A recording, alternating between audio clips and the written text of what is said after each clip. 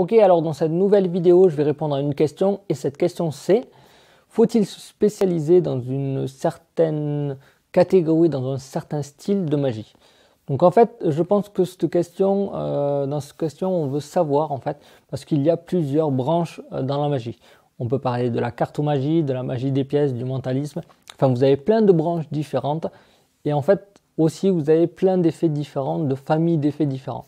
Donc à mon avis, c'est sur ce point-là, est-ce qu'il faut se spécialiser ou non? Donc moi, je vais distinguer deux phases, voilà, deux parties pour répondre à cette question. Donc la première phase, pour moi en fait, je conseillerais dans un premier temps de découvrir toutes les branches de la magie et acquérir en fait les techniques de base qu'il y a un petit peu partout. Alors il va y avoir des choses qui vont être plus compliquées, qui vont nous demander plus de temps. Par exemple, on sait que la magie des pièces demande un peu plus de travail au départ, alors que la magie des cartes des fois, ou des tours qui sont assez simples, ne demandent pas trop de technique, donc c'est assez rapide de les assimiler. Mais voilà, de découvrir toutes les branches de la magie, de connaître les techniques de base et avoir vraiment un aspect global et une vision globale de tout ce qu'on peut faire grâce à l'art magique. Donc ça, c'est le premier point super important. Alors pourquoi je conseille ça? Parce que en fait, chaque branche va avoir des techniques un petit peu propres. Et des fois, on va, par exemple, sur une catégorie de magie, on va attirer l'attention sur un certain point, d'une autre catégorie sur un autre point, et ça peut servir en fait un peu partout. Et peut-être que par exemple en faisant des cartes, vous allez vous dire: ah, quand j'ai découvert le mentalisme, on parlait de cet aspect-là qui peut-être s'appliquer aux cartes, donc pourquoi pas je vais l'intégrer en fait. Et grâce à ça, grâce aux bases que vous allez avoir dans tous les domaines, vous allez pouvoir aller attraper un petit peu à droite, un petit peu à gauche, dans d'autres domaines pour pouvoir amener à ce que vous préférez en fait, puisque d'une manière générale, enfin ça arrive souvent, on va naturellement se spécialiser sur un domaine. Donc il y en a que ça va être des cartes, il y en a ça va être le mentalisme ou les pièces, mais voilà, on a tous une sensibilité différente, donc on va avoir un petit peu une magie, on va faire un choix à un moment naturel, on va peut-être se baser plus sur une catégorie en particulier. Donc c'est pas forcément un choix à faire puisque ça va se faire naturellement, mais de toute façon je vais revenir au deuxième point tout de suite. Donc la deuxième phase, vous l'avez compris, c'est que du moment que vous avez découvert toutes les branches, toutes les familles de magie, vous allez pouvoir faire un choix.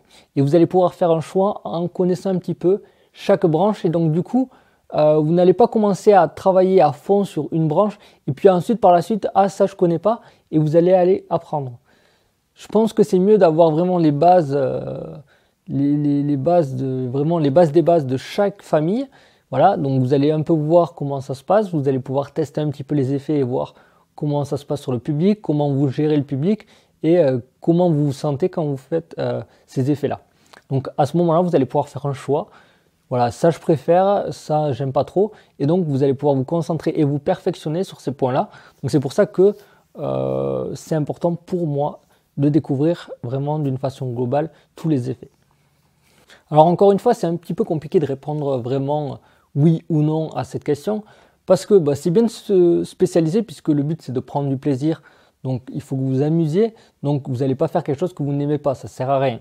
Par contre, ce qui est intéressant, ça va être de découvrir un petit peu quand même et d'essayer de pratiquer plusieurs un petit peu catégories ou familles d'effets pour pouvoir panacher votre prestation.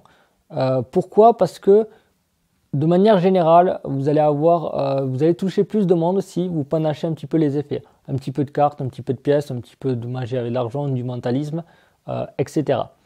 Pourquoi? Parce que chaque personne va avoir sa sensibilité, comme vous en fait. Vous allez vous faire votre choix. Là, je préfère regarder les cartes, je préfère les cartes. Et pour les gens, pour les spectateurs, c'est pareil.